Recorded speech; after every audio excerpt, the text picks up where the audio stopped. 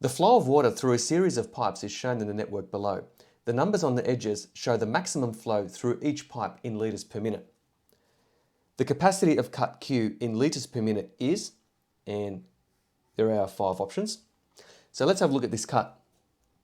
And each of the edges that it cuts, we either accept it or include it in calculating the capacity of this cut, or we deem it to be sort of double counted or unnecessary, hence not included. So this first edge here with the 5, this cut is a necessary cut because if this edge here is not cut, then water would be able to flow from source to sink via this path here up the top. So this cut is a necessary one and it is to be counted, so that's a 5. So I'm just going to keep a tally here, 5 plus. This edge here, so this 6 here, if this cut was not made, then the source or the water would be able to flow from the source to the sink via this path here.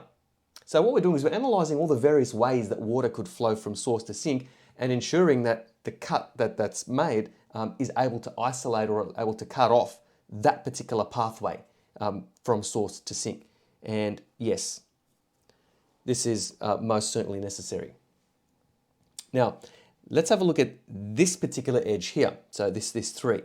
Now, if this cut is made, water is still able to flow from source to sink. And in actual fact, this edge here is even unnecessary. And if we look a little bit further down to this edge here, you can see that the inflow to this vertex is cut off. Therefore, by cutting off the inflow, the outflows are automatically cut off anyway. So this cut is the one that's necessary. This cut here is unnecessary. In fact, it does not, in fact, cut off the flow from source to sink along a particular path. So we've had the 5, we've included that one. There's the 6. The 3 is not included, but this 3 is because it cuts off the inflow, which automatically cuts off then the outflows. So 5 plus 6 plus 3, that's equal to 14. And the answer is C, 14.